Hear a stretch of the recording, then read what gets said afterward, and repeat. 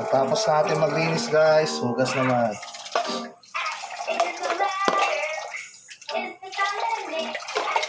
Kasi sinasamantala ko rin kasi minsan guys, pag ano, sa school yung mga anak ko, tapos hindi ako inaganto. Nakilos na ako dito sa bahay. Sayang yung oras, humihiga mo lang.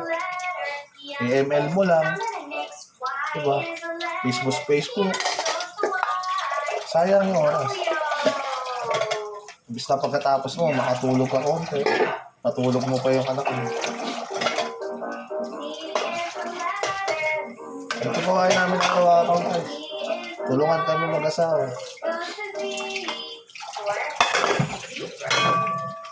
Isa naman, di ba? Tangki, tenga namin yung oras. Maganda yung wala ka nang gagawin. Ang nagpapera ka. Ang naisipin ang gagawin.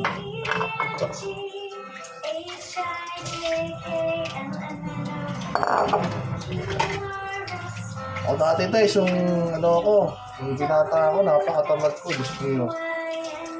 Lagi nagagalit sa akin, nanay ko. Gusto na mga pinagkainan ko, hindi ko pa mawagasan.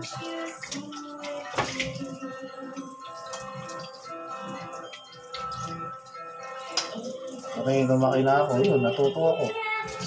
Marunong na ako ng sarili ko, marunong na ako magluto, marunong na ako maglaba, marunong na ako maglinis ng bahay. All around nga ako guys.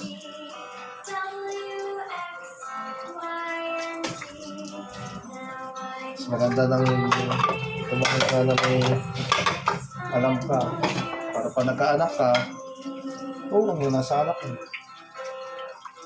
Gawain na araw-araw.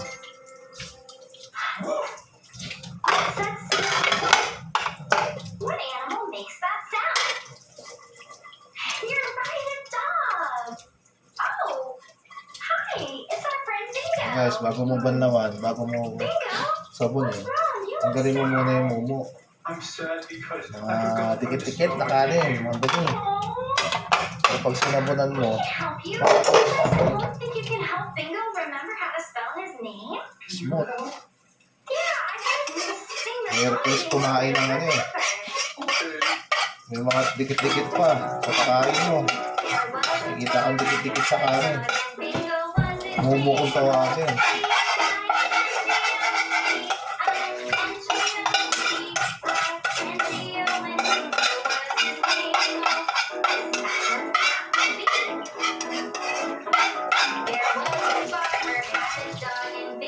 Guys, kaya gusto ko rin mag-vlog para makatulong din ako. Kasi naman nandito lang ako sa bahay.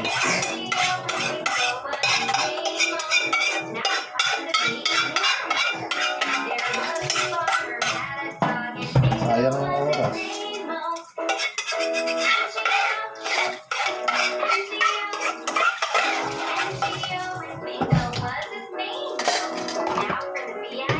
Guys, sasama na tayo. Patik yan, Joy. Baka naman. Dishwasher ng bayan. At dishwashing ng buong mundo. Joy.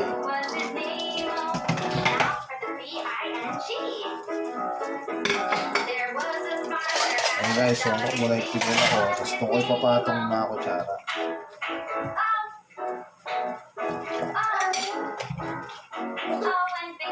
Ano po yun? Let it night out. Wait lang po. Ang gusto wait.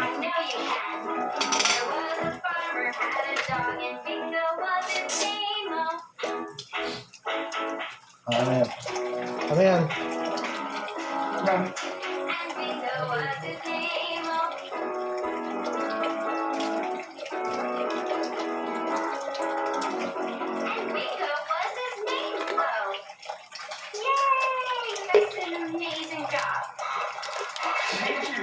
Thank you so much. You remember how to spell your name? Now I know.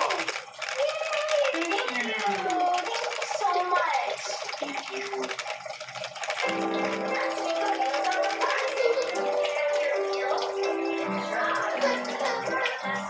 Wait.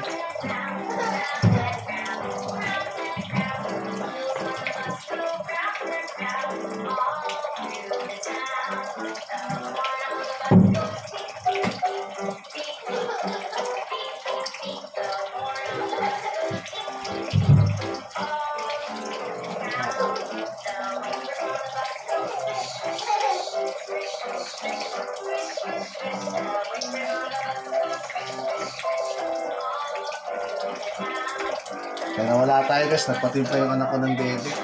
Baso ko. Sunod, baso. Gusto nyo maigi yung baso. Kasi may importante yan. Nakawalan sibo-sibo.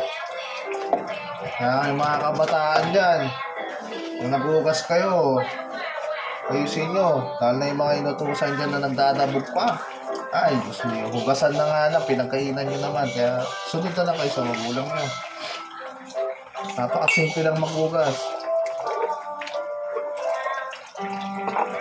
Ay, hindi ka tatagal ng isang oras dito. Tatagal ng matagal dito.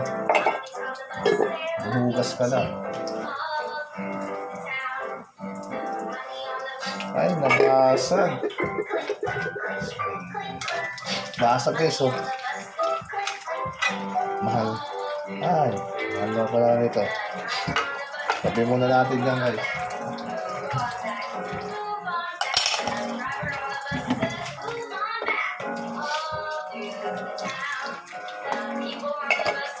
Pag inutusan kayo ng magulang nyo, sundin nyo yan.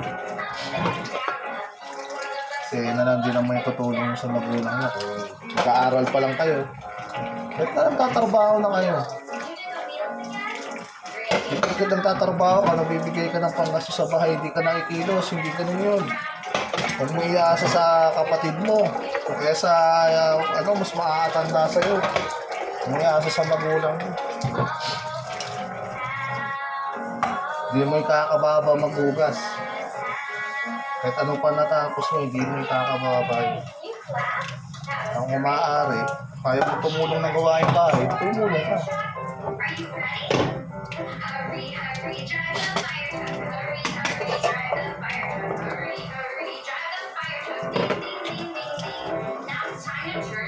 Madali lang gawin ito, maghuhugas ka lang.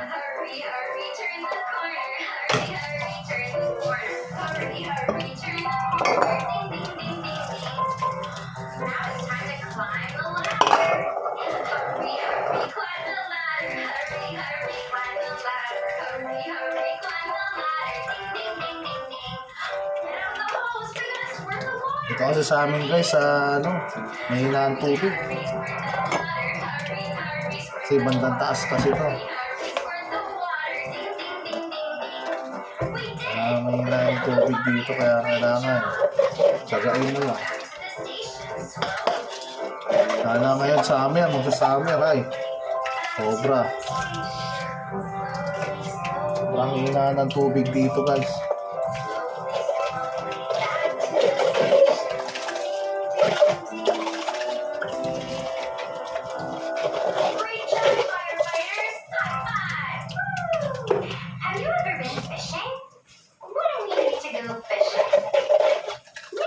Napakasimple lang maghugas. Banlaw ka na. Banlaw ka na maayos. Talagang wala ng pagkit. Yung lublog lang ng lublog.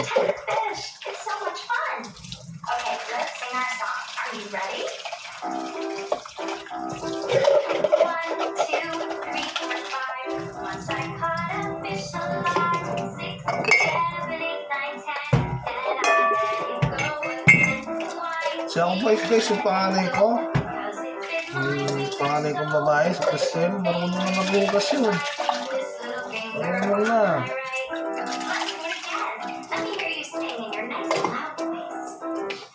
Marunong na magtimpla ng sarili niya.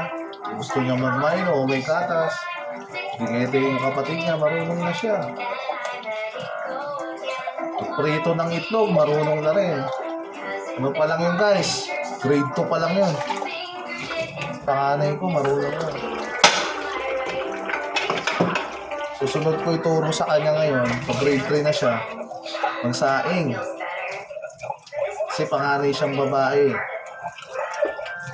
Lalo na siya yung magtuturo sa mga kapatid niya. Kailangan niya matutunan niya. Hindi naman natin inuubtiga, dapat niya lang malaman.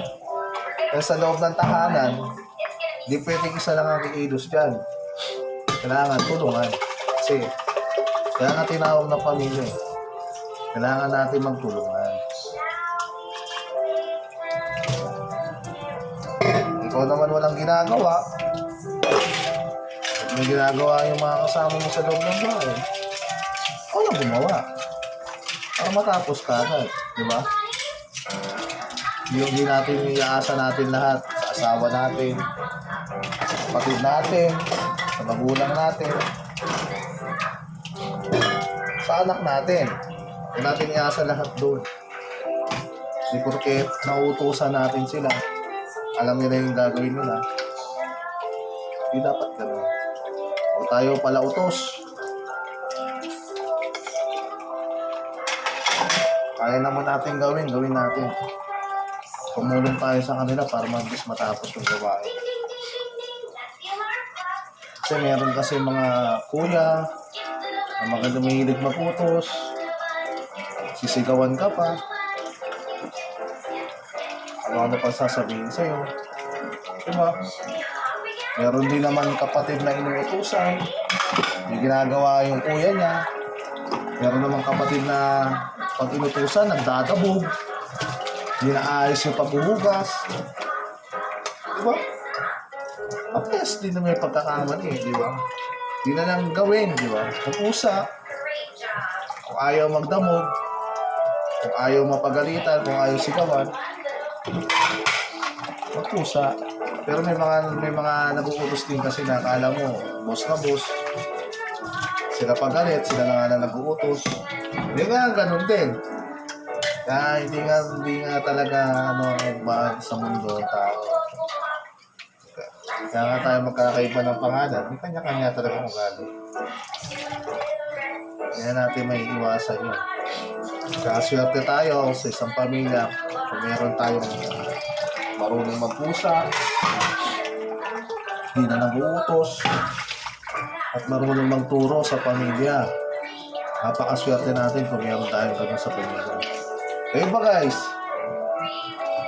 Pa-comment nga pag napanood nyo itong video na to guys. Pa-comment nga kung merong ganyan sa inyo sa mga nasabi ko. Sa pamilya nyo kung merong mga ganyan. Pag inutusan, nagdadabog. Pag nag-uutos, siya pagalit. At meron ding sa inyong kukusa. Hindi na kailangan mag-uutos, marunong magkusa. Pa-comment guys dyan sa baba. Kung mapanood nyo itong video na to. At pakikalat na rin kung saan po nakarating itong video namin. At yung video na to.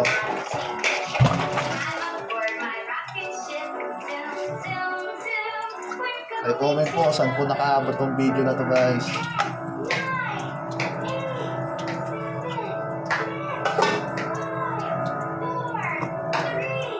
Ito napaka-basic na maghugas yun.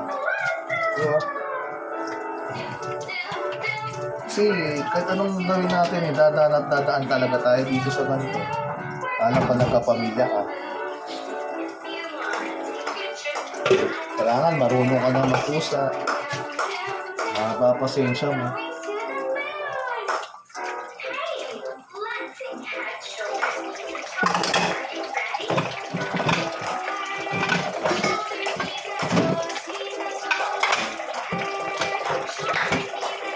Okay, sa panganay ko, sa pangalawa ko, lahat pinatuto ko sa kanila.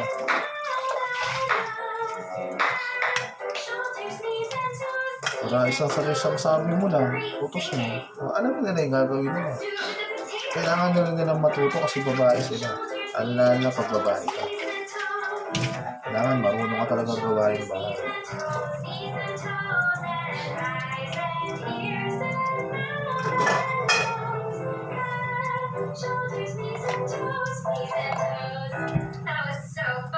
Natin asa. Pagkat alam natin may kikilos, na mapupusa, natin iasa lahat. Lalo na kung wala ka naman natin. How many are left? 1, 2, 3, 4. 4 little monkeys jumping on the bed. One fell off and bumped his head. Mama called the doctor and the doctor said, Papa ako na naman monkeys jumping on the bed. How many are left? Count with me. 1, 2, 3. 3 little monkeys jumping on the bed. One fell off and bumped his head.